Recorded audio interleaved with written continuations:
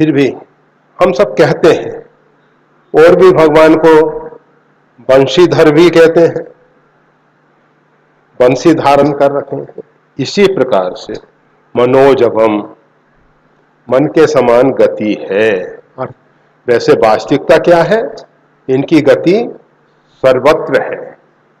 जहां तक मन की पहुंच नहीं है वहां भी इनकी गति है। हनुमान जी महाराज रचबे को विधि जैसे पालवे को हरि, मीच मारवे को हरा। मतलब ब्रह्मा विष्णु महेश तीनों के सदृश कार्य कर लेते हैं। और भीषम कहत मेरे मन हनुमान सारि को त्रिकाल न त्रिलोक महाबल। हनुमान जी के सदृश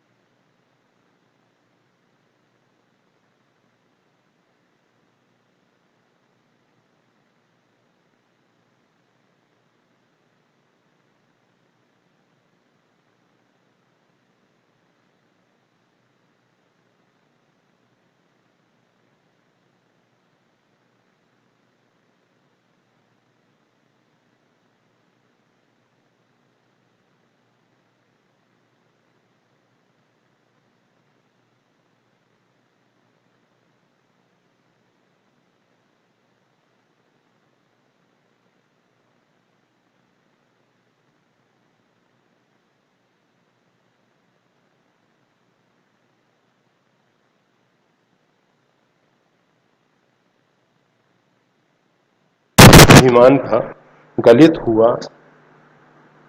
तब तक गरुड़ जी हाँफते हाँफते पहुंचे तो देखा कि हनुमान जी तो वहां उपस्थित है। भगवान श्री कृष्ण ने, भगवान श्री राम ने प्रश्न किया, द्वार पे किसी ने रोका नहीं? कहा महाराज ये आपका चक्र रोक रहा था, निकाल के भगवान के चरणों में रख दिया। तो हनुमान जी महाराज जो हैं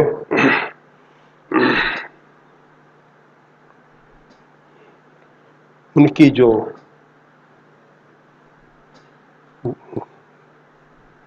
गति, गति अर्थात यहां वेग, मनो मारुतुल्य वेगम, स्पीड। तो ये जो है पवन से भी अधिक है, पवन से भी अधिक है। और आजकल के शब्दों में कहें तो प्रकाश की गति से भी ज्यादा है। प्रकाश की गति जो 1 सेकंड में 1,86,000 मील प्रति सेकंड है, उससे भी ज्यादा तीव्र गति से।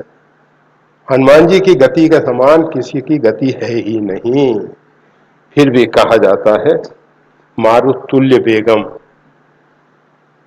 ये हम जैसे जड़ जीवों को समझाने के लिए कहा जाता है।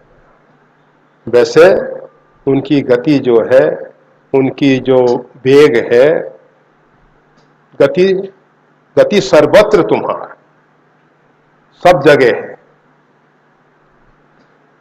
परत्र, परलोक में भी, अत्र यानी इस लोक में भी, दोनों जगह उनकी गति है परत्र। तो मनोजवम मारुतुल्य वेगम जितेंद्रियम, जितेंद्रिय बहुत हुए हैं, परंतु हनुमान जी महाराज परम जितेंद्रिय हैं। एक शब्द और जोड़ना पड़ता है, जैसे जब गुरु बहुत हो जाते हैं तो एक शब्द जोड़ना पड़ता है सदगुरु। जब सब अपने आप को अहम ब्रह्मास्मि कहने लग जाते हैं, मैं ब्रह्म हूं, तो एक शब्द जोड़ना पड़ता है पर ब्रह्म। इसी प्रकार से जब जितेंद्रियम कहा गया तो हनुमान जी केवल जितेंद्रिय नहीं है, परम जितेंद्रिय है, परम जितेंद्रिय है। अर्थात स्वप्न में भी इनका मन, इनकी बुद्धि, मतलब अंतःकरण चतुष्ट है। और जो इंद्रिय हैं, ज्ञानेन्द्रिय, 5 ज्ञानेन्द्रिय, 5 कर्मेंद्रिय, इनकी इच्छा के विपरीत कोई कार्य नहीं कर सकती, कोई कार्य नहीं कर सकती। और जो साधक हनुमान जी का आश्रय लेके हनुमान जी की आराधना उपासना करता है, तो उसके मन बुद्धि अंतःकरण चतुष्ट है, मन बुद्धि चित्त अहंकार, और 5 ज्ञानेन्द्रिय, 5 कर्मेंद्रिय बस में होते हैं। अगर नहीं हो रहे हैं तो उपासना में कमी है, सुधार करने की जरूरत है। और अधिकांश लोग यहां सब बैठे हैं, हनुमान चालीसा बोलते हैं, सब बोलते हैं, बच्चे बच्चे को कंठस्थ, परंतु मन के विषय में अगर पूछें सब, मन किसी का बस में नहीं। मन तो ना चाहते हुए भी हम परमात्मा का ध्यान कर रहे हैं और मन हमारा पता नहीं कहां कहां भटकता रहता है, भटकता है। तो हनुमान जी महाराज जितेंद्रियम बुद्धिमताम वरिष्ठम, बुद्धिमानों में वरिष्ठ है, सबसे श्रेष्ठ है, सबसे श्रेष्ठ। जो भी बुद्धिमानों में गिनती हो सकती है, उनमें चाहे बृहस्पति हो, और तो क्या बुद्धि के अधिष्ठाता देव ब्रह्मा है, उन सब में भी हनुमान जी अग्रगण्य है। बुद्धिमताम वरिष्ठम, श्रेष्ठ है, वरिष्ठम यानी श्रेष्ठ है, सब में श्रेष्ठ है। परंतु हनुमान जी में बुद्धि का अभिमान नहीं। बहुत से लोग बुद्धिमान तो हैं, परंतु उसका अभिमान उनको गिरा देता है, उनका पतन कर देता है। हनुमान जी महाराज एक मंद में मोह बस, कुटिल हृदय अज्ञान, पुनि प्रभु मोहि विसारियो दीन बंधु भगवान। एक में मंद बुद्धि वाला, एक मंद में ये हनुमान जी, जबकि भक्तों की दृष्टि में, संतों की दृष्टि में ज्ञानी नाम अग्रगण्य है, ज्ञानियों में अग्रगण्य है, परंतु अभिमान नहीं है उन। बातात्मजम और पवन पुत्र हैं, पवन पुत्र हैं, केसरी नंदन है, पवन पुत्र है, शंकर स्वयं है, शंकर स्वयं केसरी नंदन।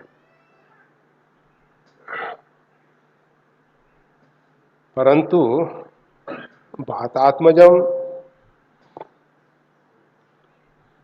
माता अंजनी को पवन देव ने आशीर्वाद दिया कि तुम्हारा होने वाला शिशु मेरे समान बलवान होगा, मेरे समान गति वाला होगा, और हनुमान जी का ख्याल पवन देव हमेशा रखते रहे, पुत्रवत ही पालन किया है। वैसे तो हनुमान जी को पहले ही कह दिया गया साक्षात परिपूर्णतम ब्रह्म हैं, और उनको लीला करने के लिए चाहे वो पवन पुत्र के रूप में आ जाए, चाहे केशरी नंदन के रूप में आ जाए, पर यहाँ कहा जा रहा है बातात्मजम, वानर यूथ मुख्यम, जितने भी वानरों के यूथ हैं और यूथपति हैं, यूथ यानी सेनाध्यक्ष, सेना का नाम यूथ, और जो यूथपति है, यूथप जिसको कहते हैं, वो है सेनाध्यक्ष। तो पूरे देश से, पूरे मतलब विश्व से बंदर आए थे। जिस समय सीता शोध के लिए सुग्रीव ने आदेश दिया तो पूरे विश्व से बंदर आए थे, और भगवान शंकर ने सो मूरख जो करंचा लेखा उमा बानर कटक में देखा। भगवान शंकर कहते हैं कि पार्वती मैंने बानरों की सेना देखी थी, कटक सेना को कहते हैं। अगर कोई व्यक्ति इनकी गणना करना चाहे, सो मूरख पदुम 18 जूथप बंदर, 18 पदुम, ये जो गिनती भारतीय मतलब लाख, करोड़, अरब, खरब, और खरब के बाद फिर शंख, पद्म, इस प्रकार से भारतीय गणना में बहुत आगे तक की गणना की जाती है। तो 18 पदुम सेनापति थे, सेनापति, और फिर सेना कितनी होगी, एक एक सेनापति के अधीन बहुत वानरों की संख्या थी, 4-4 की टुकड़ी नहीं थी, बहुत बड़ी सेना थी। तो भगवान शंकर ने यथार्थ ही कहा है, सो मूरख जो करण चलेगा, परंतु उन सब में मुख्य श्री हनुमान जी हैं। वानरों की सेना में मुख्य हनुमान जी, ये बात यहाँ बताई जा रही है। सब प्रकार से योग्य होने पर भी हनुमान जी ने कोई पद नहीं। हनुमान जी के सामने जब किसी प्रकार के पद की बात आई तो हनुमान जी ने एक ही बात कही, मेरे को तो रघुनाथ जी के पद प्राप्त हो गए, अब इसके बाद मेरे को कोई दूसरा पद नहीं चाहिए। और हनुमान जी भगवान के चरण को छोड़ के, भगवान के पद को छोड़ के दूसरा पद नहीं चाहते हैं, नहीं चाहते हैं। तो वानर यूथ मुख्यम, उनमें मुख्य हैं ऐसे जो श्री राम दूत हैं, ऐसे जो, वैसे अंगद को विधिवत दूत बना के भेजा गया और हनुमान जी महाराज को दूत बना के भेजा नहीं गया था, हनुमान जी महाराज को सीता शोध के लिए भेजा। सीता ही देख कहो सुधी आई, बस इतना करो तात तुम जाई, सीता ही देख कहो सुधी आई। सीता जी का दर्शन करना, मेरी स्मृति दिलाना और बस आ जाना, इतना करो, आपको इससे ज्यादा कोई कार्य नहीं करना है। भगवान श्री राम, ये तो जामवंत जी ने कहा है, और भगवान श्री राम ने कहा है, कही बल वेग बिरह तुम आओ, मेरा बल के विषय में उनको जानकारी देना और बिरह के विषय में। हनुमान जी महाराज ने सोचा कि भगवान के बल के विषय में कैसे कहा जाए, भगवान का बल अपरिमित है।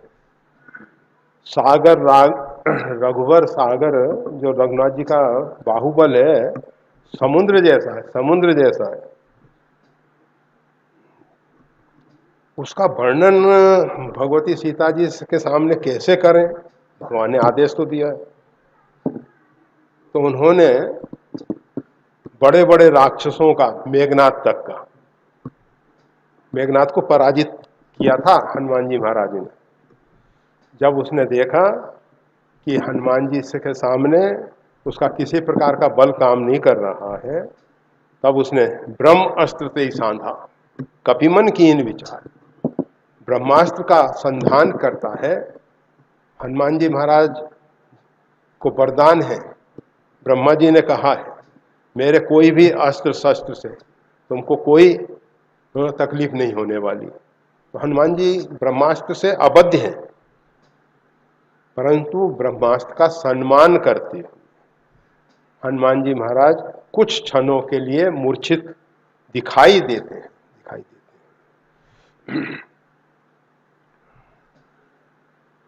तो श्री रामदूतम, वो रामदूत नहीं है, वो केवल भगवान के बल का एक छोटा सा नमूना के देखो, भगवान का एक तुच्छ दास इतना बलशाली है, तो भगवान के बल के विषय में कल्पना कर लो। अब बताया नहीं जा सकता था, शब्दों में नहीं बताया जा सकता था, उन्होंने दिखा दिया, लंका जलाई, किस प्रकार से राक्षसों का वध किया, अक्षय को समाप्त किया, तो ये सब करके दिखा दिया कि ये राम जी का एक तुच्छ सेवक कर सकता है। और जब भगवान श्री राम आएंगे तो फिर सोच लो क्या स्थिति होगी, क्या स्थिति होगी। और माता सीता जी को जो भगवान ने कहा था, कहीं बल बेग बिरह तुम आवो, सीता कहीं सुधी मोई सुनावो, तो हनुमान जी महाराज ने उसका एक नमूना दिखाया, सैंपल दिखाया। श्री रामदूत, ऐसे जो श्री रामदूत हैं, शरणम प्रपद्ये, हम उनकी शरणागति स्वीकार करते हैं, हम उनके शरण हैं, हम उनके आश्रित हैं। हमने हनुमान जी का आश्रय लिया। ऊपर जब श्री रामचंद्रम शरणम प्रपद्ये वाले श्लोक कह दिए गए, फिर बाद में हनुमान जी के विषय में कहा जा रहा है श्री रामदूतम शरणम प्रपद्ये।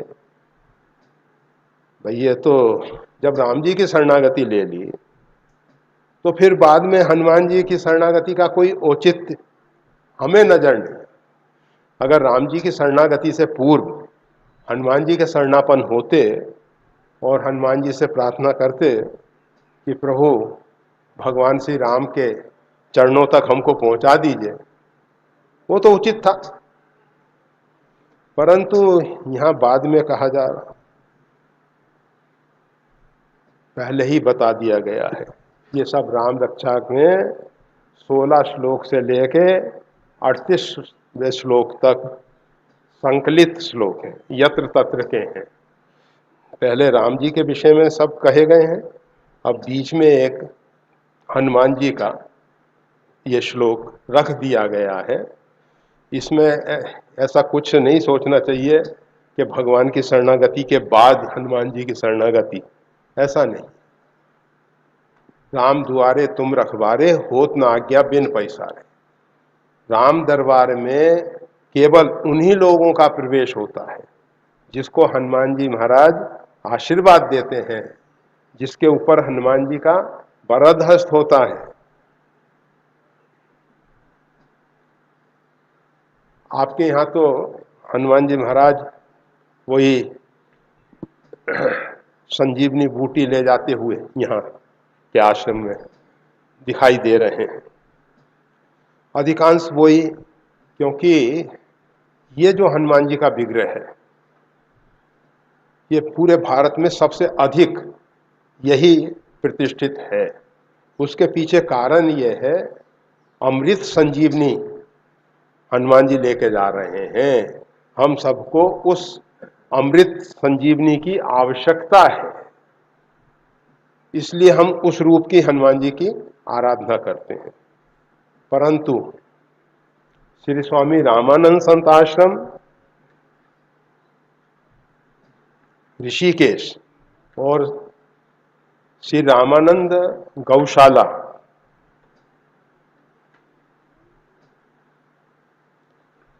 खटकिया, यहां हनुमान जी जो है आशीर्वाद देते हैं। वो स्वरूप है, हाथ वज्र और ध्वजा विराजे। एक हाथ में ध्वजा है और एक हाथ हम सबके ऊपर आशीर्वाद दे रहा है, अभय दान दे रहे हैं।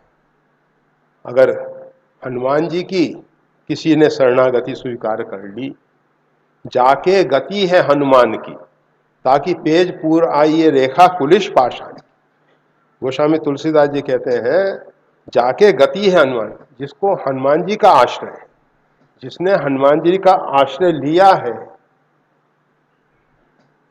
उसका संकल्प ताकि पेज पूर आई ये रेखा कुलिश पाषाण, ये वज्र रेख है, इसको कोई मिटा नहीं सकता है। परंतु और देवता चित न धरई, हनुमत से सर्व सुख करे। हम सबकी स्थिति क्या है? गए मंदिर में, यहाँ नर्मदेश्वर हैं, यहाँ पारदेश्वर हैं, यहाँ अमुक है अमुक है अमुक है, सब हैं, सबको अभिवादन करें, सबको प्रणाम करें, परंतु और देवता चित न धरे,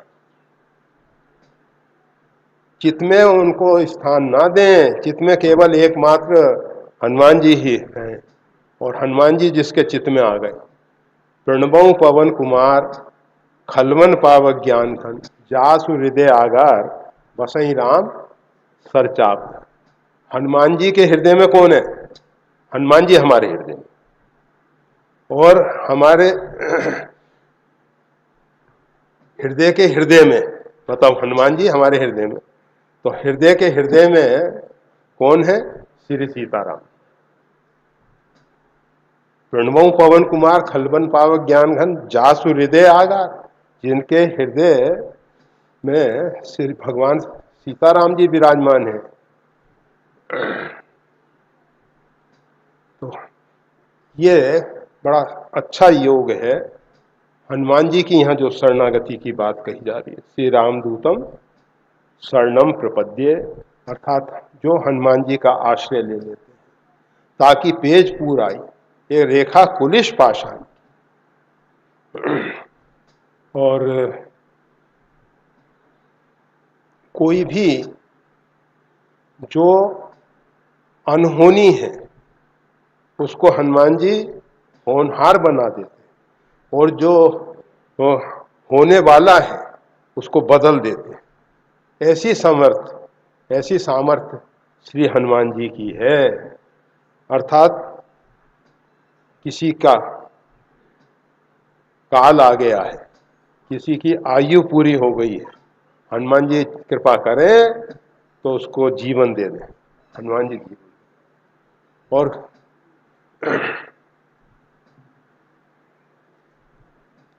जिसका काल नहीं आया है, हनुमान जी चाहें तो उसको काल के गाल में पहुंचा,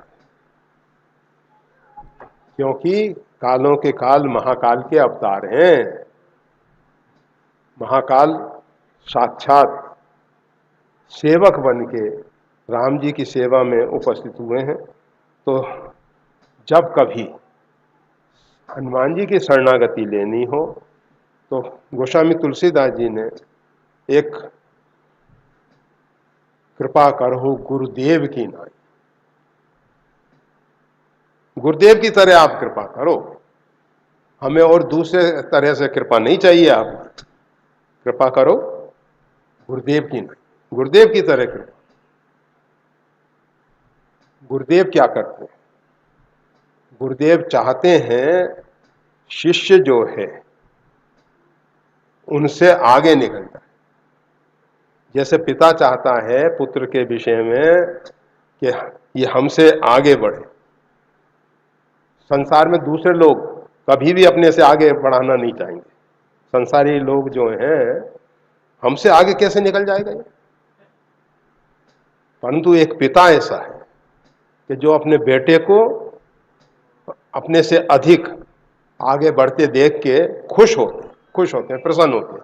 मेरा बेटा है, उसमें अपने गौरव का अनुभव करते। इसी प्रकार से गुरु चाहते हैं कि शिष्य जो है हमसे आगे बढ़े, हमसे आगे बढ़े। तो कृपा करो गुरुदेव की नाई। और हनुमान जी से आगे बढ़ने का तो प्रश्न ही नहीं है। कोई ने कहा कि बैकुंठ से और ऊपर गए। अरे भाई, बैकुंठ से ऊपर कोई लोकांतर नहीं है। ये जो साकेत है ये बैकुंठ का हृदय है, बैकुंठ का जान है, प्राण है। ये साकेत लोक जो है जिसमें भगवान परिपूर्णतम ब्रह्म श्री राम विराजमान होते हैं, अयोध्यापुरी मस्तके। तो वो जो है बैकुंठ का भी हृदय है। अर्थात बैकुंठ की जो स्थिति है वो साकेत के कारण है। हृदय जैसे हमारा जो भी हृदय है इसके कारण हमारा अस्तित्व है। हृदय निकाल लो, अस्तित्व खत्म। और एक और महत्वपूर्ण बात बता दें, योगियों का जो हृदय है ये रक्त संचार करने वाला नहीं, आज्ञा चक्र के ऊपर उनका हृदय है।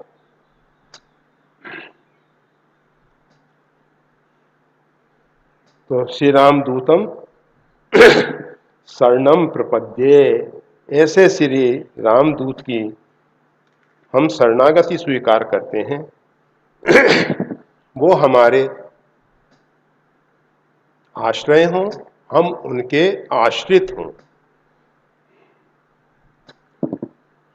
इसके बाद पूजंतम राम रामेति मधुरम मधुराक्षरम आरूह्य कविता शाखाम वंदे वाल्मीकि कोकिलम।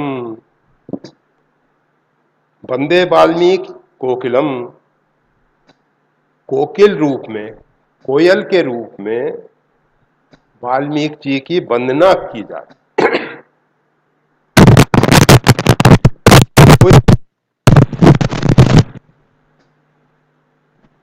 कोयल कुहू कुहू बोलती है और वाल्मीकि जी आरूह्य कविता शाखा, भगवान के चरित्र रूपी काव्य की शाखा पर विराजमान होके, वाल्मीकि जी भगवान का जो चरित्र है उसके शाखा पर विराजमान होके पूजंतम राम रामेति मधुरम मधुराक्षरम, मधुर स्वर में मधुर अक्षर। वाल्मीकि जी का स्वर जो है, यहाँ कोकिल की उपाधि दी गई है, एक जिस समय हम सब अयोध्या में निवास करते थे, एक मानस कोकिल जी थे। रामचरित बड़ा अच्छा उनका सुरीला गला था, इसलिए उनको मानस कोकिल कहा जाता रामचरित। परंतु भगवान की लीला ऐसी है, कोई व्यक्ति को जैसे माता ने देखा कि बच्चा बहुत सुंदर है, तो क्या करती है, एक काला टीका लगा, तो उनके भी एक काला टीका लगा हुआ, उसका हम वर्णन नहीं करेंगे, वो तो कोकिल की बात आई तो इसलिए कहा गया, इतना ही पर्याप्त है। अच्छे महात्मा तपस्वी जी की छावनी में निवास करते थे। उस समय ये शरीर भी तपस्वी जी की छावनी में निवास। तो कूजंतम राम रामेति, जैसे कोयल कूंजती है, कुहू कुहू करती है, उसी प्रकार से वाल्मीकि जी रूपी कोयल जो है मधुर अक्षर राम मधुर स्वर में बोलते हैं, मधुर स्वर में बोलते हैं। वाल्मीकि जी के मुख से अनुष्टुप छंद सबसे पहले निकला, अनुष्टुप छंद सबसे पहले वाल्मीकि जी के मुख से निकला, इसीलिए वो आदि कवि कहे जाते। और वो माँ निषाद करके एक श्लोक है, उसका उनके मुख से, जो कि निषाद को श्राप दिया था उन्होंने, उनको बड़ी ग्लानि हुई कि मैं एक तपस्वी, ओम तपस्वा,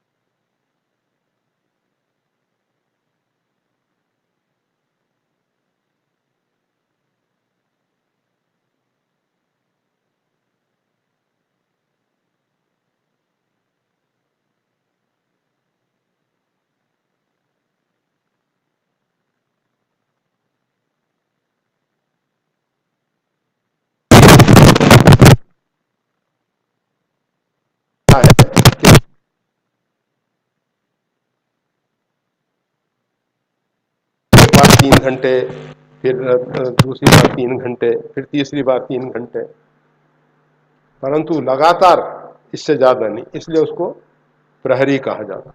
नाम पहाड़ू, नाम जो है पहरेदार है, मतलब निरंतर नाम के मंडल में सीता जी का निवास है।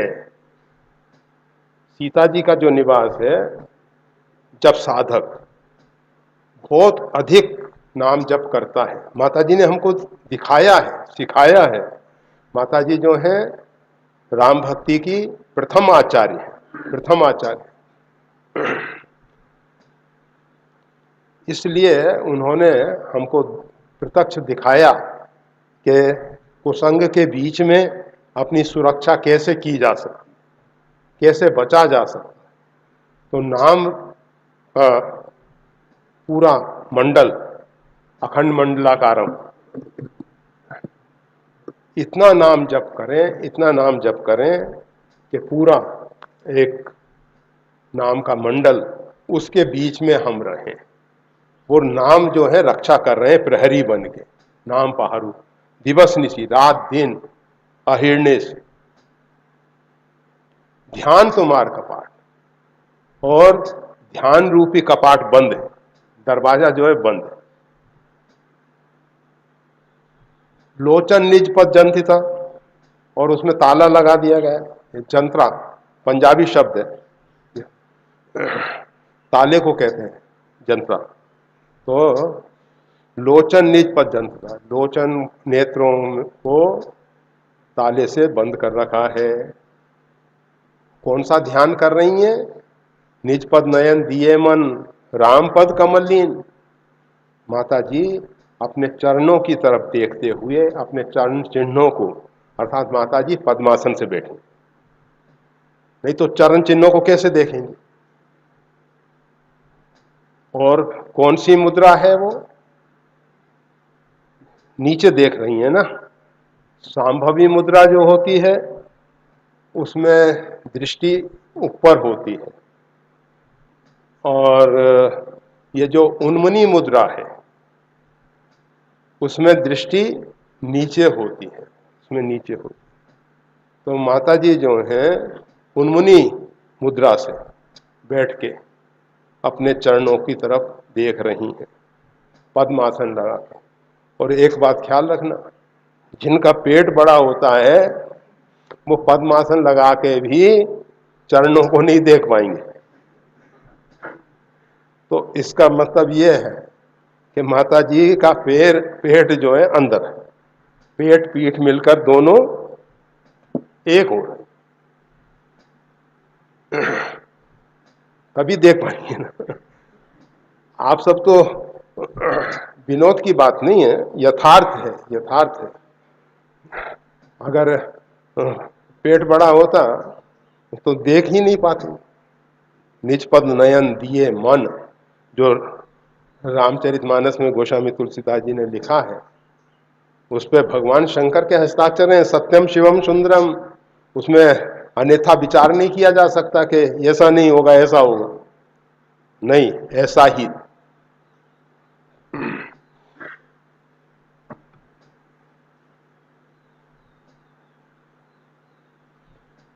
तो भगवान श्री राम कैसे हैं? आपदाम हरतारम, सभी प्रकार की आपदाओं का हरण करने वाले हैं। और दातारम सर्व संपदाम, सम्यक प्रकार की, वो आपदाओं में बताया जा रहा था कि हर एक की आपदाएं अलग अलग प्रकार की होती हैं। अहो दुखम महादुखम दुखात दुखतरम यत, किसी भक्त से पूछा गया कि भाई आपको क्या दुख है? वो कहते हैं ना, राजा दुखी प्रजा दुखी, साधु के दुख दूना, कहे कबीर सुनो वही साधो, एकऊ घर नहीं सुना। साधु को दुगना दुख है। कौन सा दुगना दुख है भाई? एक दुख तो ये है कि भगवान ने जीवन दिया है, आयु पूरी होती जा रही है, और हृदय बहुत दुख लाग जन्म गयो हरि भक्ति बिन। हृदय बहुत दुख लाग, ये हृदय में उनके बहुत भारी दुख रहता है कि जन्म गयो हरि भक्ति बिन। भगवान की भक्ति के बिना जीवन जो है निरर्थक चला गया। और दूसरा दुख क्या है? अहो दुखम महादुखम दुखात दुखतरम यत काचार्थम विस्मृतम। संसार के तुच्छ पदार्थों की उपलब्धि के लिए भगवान का नाम हमने भुला दिया।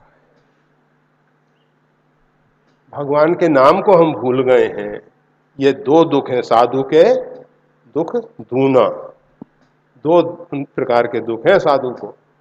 एक तो जन्म गयो हरि भक्ति बिनु, एक तो ये उनको देहिक इत्यादि नहीं कि गले में कैंसर हो गया है या डायबिटीज बहुत ज्यादा है, बढ़ गया है, या और ऐसा कुछ उनको नहीं तकलीफ। अगर ये सब तकलीफ हैं तो भी उनको भासती नहीं है वो, क्योंकि मन तहाँ जहाँ रघुवर वैदेही, मन तो उनका भगवान सीताराम जी में लगा हुआ है। तो आपदा में फरता भगवान श्री राम जो है सम्यक प्रकार की सभी लोगों की आपदाओं को दूर करने वाले हैं, जिसकी जैसी आपदा है।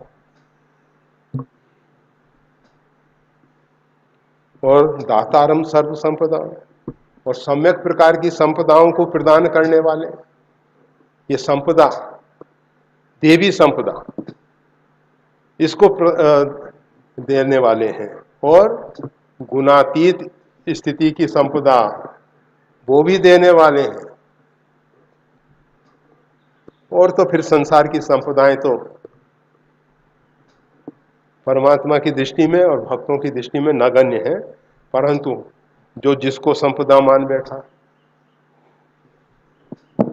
एक गंजेड़ी को गांजा मिल जाए इससे बड़ा संपदा उसके लिए क्या है? शराबी को शराब की बोतल मिल जाए इससे बड़ा क्या? अथार्थी को धन पैसा मिल जाए इससे बड़ा संपदा उसके लिए क्या है? जिसके लिए जो संपदा है, दातारम सर्व संपदा,